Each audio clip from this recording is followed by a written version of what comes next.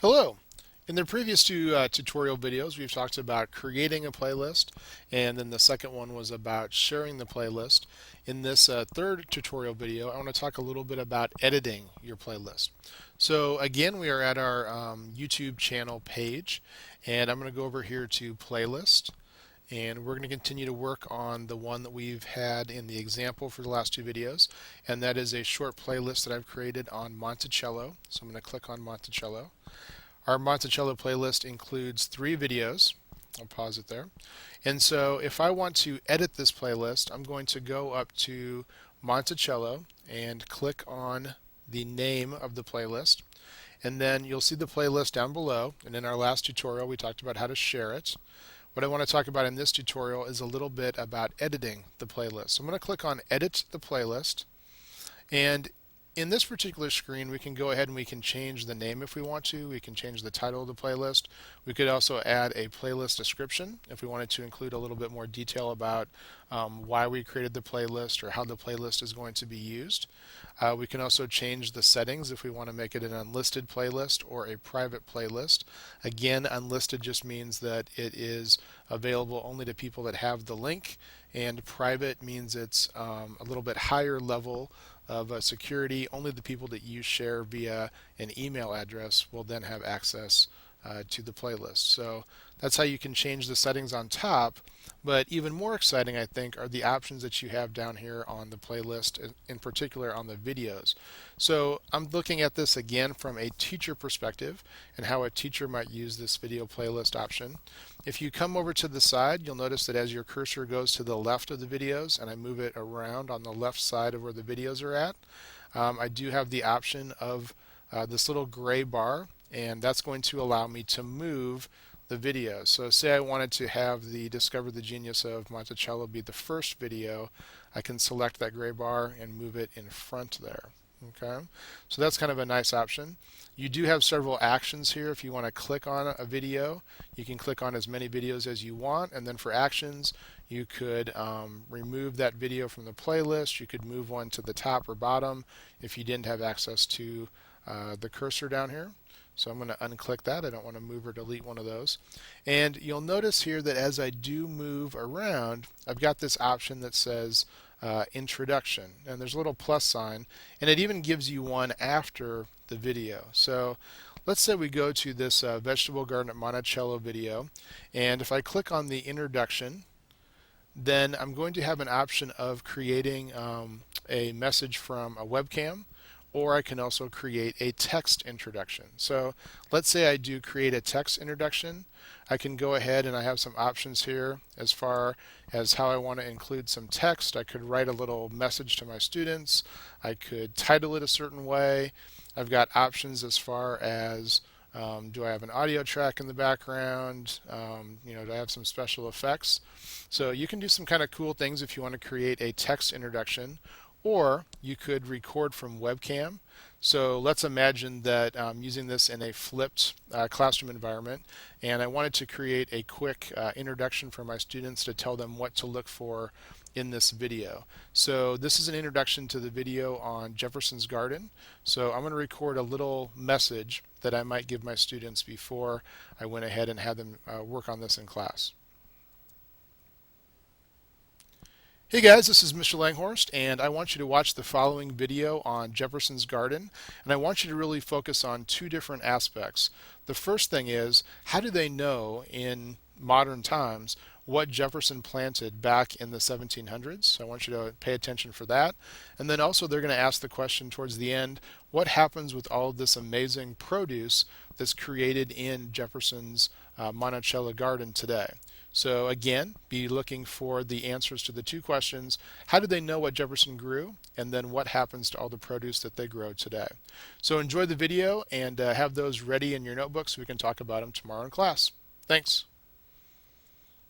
Alright, so I hit stop recording and I'm going to go to upload now. And when I go to upload, it's going to load that video directly in the playlist right before the vegetable garden video. So right now it's already adding it to YouTube, so there's really no picture or thumbnail there yet. And I can go ahead and I can change this particular, I'll stay on this page for now, but I can go on there later and I can change the title of the video. So I could put like introduction to vegetable garden video, or I could put instructions from Mr. Langhorst about the vegetable garden. So I can change the title to whatever I want. So this is kind of a nice way if you want to show a video but you want to give a little bit of instruction first. This is one of those things that really helps a flipped classroom instruction. If you just give kids a bunch of videos to watch, a lot of times they might not really understand why they're watching the video. And a lot of times teachers also don't want to go in and do a whole bunch of editing and change a whole bunch of settings on a video. And so this is a really easy way to kind of give your own instruction, just like you would in a classroom setting before they watch a video possibly. You can give them some instruction before they watch that particular video. So that's kind of a neat introduction there. So you can do that. Another thing that you can do on videos is you can adjust the start time. So let's say we go down to this last video. And notice that now this video is number 4. So there were 3 videos before. My little introduction video has by default become number 2. And it is a separate video, so if I wanted to, I could move it wherever I want in the order of the videos.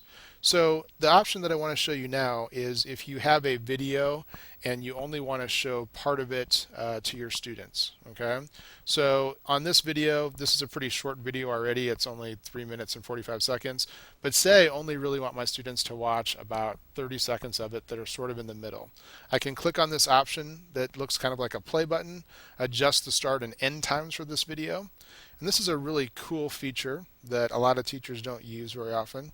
I can go ahead and I can pull on the side here, and notice that as I'm moving here, it's giving me the time on the bottom. So let's say that I've already watched this video and I know that I want to show my students the aspect from about a minute 10, and I only want them to watch until about a minute 50, say. So I've already looked at this video. I know that this is exactly the part that I want them to watch. So I'm going to pull those windows in from each side, and then I'm going to go to save. And so now you'll notice that it gives you the exact time here. And in the playlist, if I go to this particular video, and yes, let's see, stay on this page, I'll come up here and I'll hit done.